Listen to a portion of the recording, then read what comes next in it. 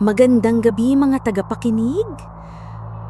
Ako si Isa, ang inyong kasama sa mga gabing hindi kailanman tahimik. Maligayang pagbabalik sa Dapit Hapon, Diaryo ng Lagim, kung saan bawat kwento ay babala at bawat bulong ay maaaring totoo. May mga bagay na hindi natin nakikita sa liwanag ng araw, ngunit sa Dapit Hapon, sa pagitan ng paglubog at dilim, doon sila nagsisimulang gumalaw. Ngayong gabi, samahan ninyo ako sa isang paglalakbay na tila ordinaryo, isang biyahe pa uwi. Ngunit tandaan, ang huling bus sa gabi ay may dalang mga patakaran. At ang mga hindi sumusunod, madalas hindi na nakababalik. Kung sakali mang mapilitan kang sumakay sa huling bus sa gabi, tandaan mo ito, may mga patakaran para makaligtas. Nasira ang kotse ko ng malala, wasak. Hindi na kayang ayusin. Ang ate ko ang huling gumamit. At kung tutuusin, dapat patay na siya noon. Pero milagro, nabuhay siya na ilang buto lang ang nabali. Dahil doon, napilitan akong gumamit ng pampublikong sasakyan.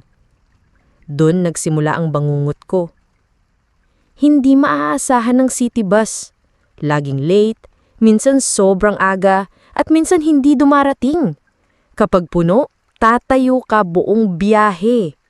Ang dating 10 minutong drive, nagiging 1 oras. Pero wala akong choice. Wala akong pambili ng taxi, malamig pa para magbisikleta. Kaya't kinailangan kong tiisin ang huling bus gabi-gabi. At isang gabi, halos hating gabi na, sumakay ako. Kaming dalawa lang halos ng driver ang nasa loob. Tahimik, malamig, at binabasa ko ang dala kong mumurahing nobela. Huminto ang bus at may batang sumakay. Maputing-maputi ang buhok, parang tilak. Nakasweater at pantalon, pero walang sapatos. Umupo siya sa unahan ko, kahit sobrang daming bakanting upuan. Hindi ko pinansin. Maya-maya, may isa na namang sumakay. Pero hindi ko naramdaman na huminto ang bus. Masyadong matangkad, nakaitim at diretso sa pinakadulo ng bus. Bago ko pa masilip yun, may mahinang boses ang bata sa unahan ko. Huwag kang titingin. Nanlamig ako. Ha? Anong ibig mong sabihin? Tanong ko.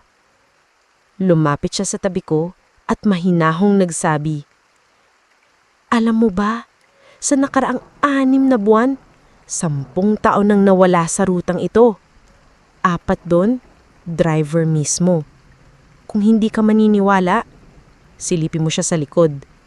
Pero tandaan mo, kapag tumingin ka, apus ka na. Bago pa ako makapagsalita, nagsalita ang driver habang nakasilip sa salamin. Ate, kailan pa sumakay ang bata? Wala akong maalala eh. At bago pa ako makasagot, bigla siyang hinila ng mahahabang braso mula sa dilim. Itim na parang usok, mahahabang kamay na may matutulis na kuko. Narinig ko ang malakas niyang sigaw hanggang sa maputol ito ng isang nakakadiring tunog ng nadurog na laman. Gusto kong tumakbo, gusto kong sumilip. Pero bigla akong pinigilan ng malamig na tinig ng bata. Huwag kang lilingon. Gusto mong mabuhay? Sumunod ka sa akin. Nanlilisik ang pulang mata niya habang patuloy. Kung sa huling bus ka sumakay at huminto ito sa sangandaan pagsapit ng hating gabi, may makikitang lilalang na aakyat at uupo sa likuran.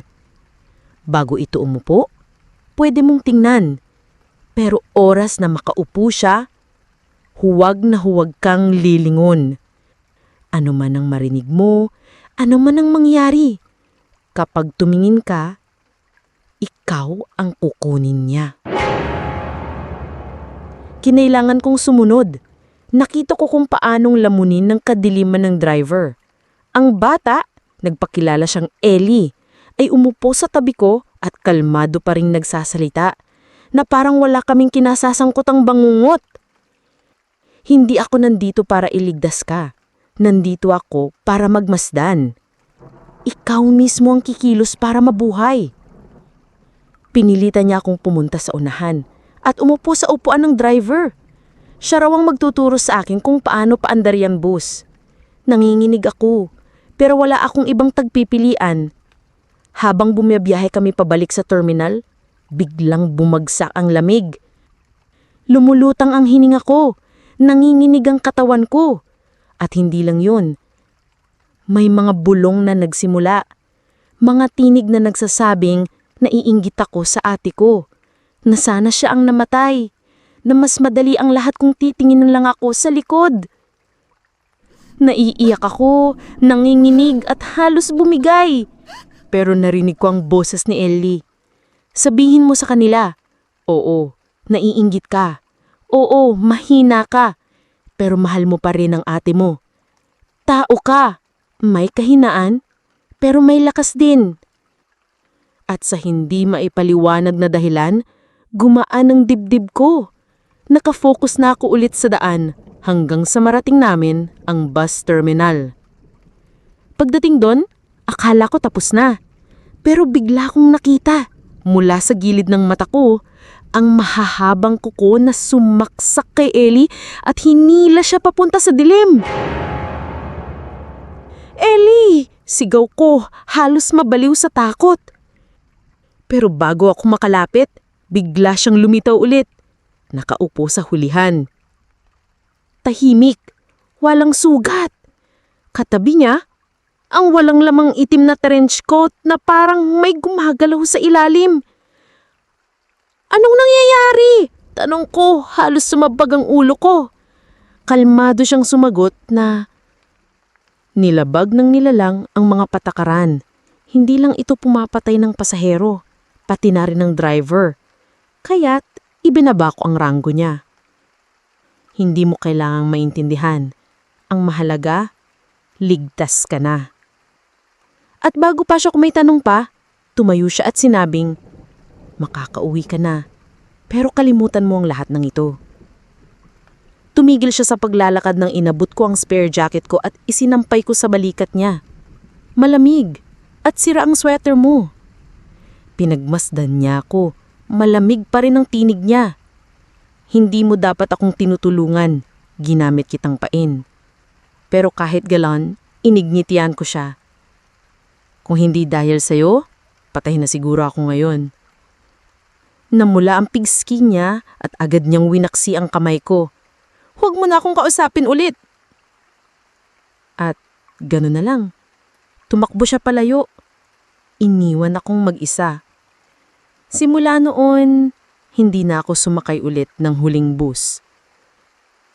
Kahit magastos, nagtaksi na lang hanggang makabili ulit ng kotse. Pero anumang gawin ko, hindi ko malilimutan ang mga patakaran. At ikaw, kung sakali mang mapilitan kang sumakay sa huling bus sa ating gabi, tandaan mo, huwag kang lilingon.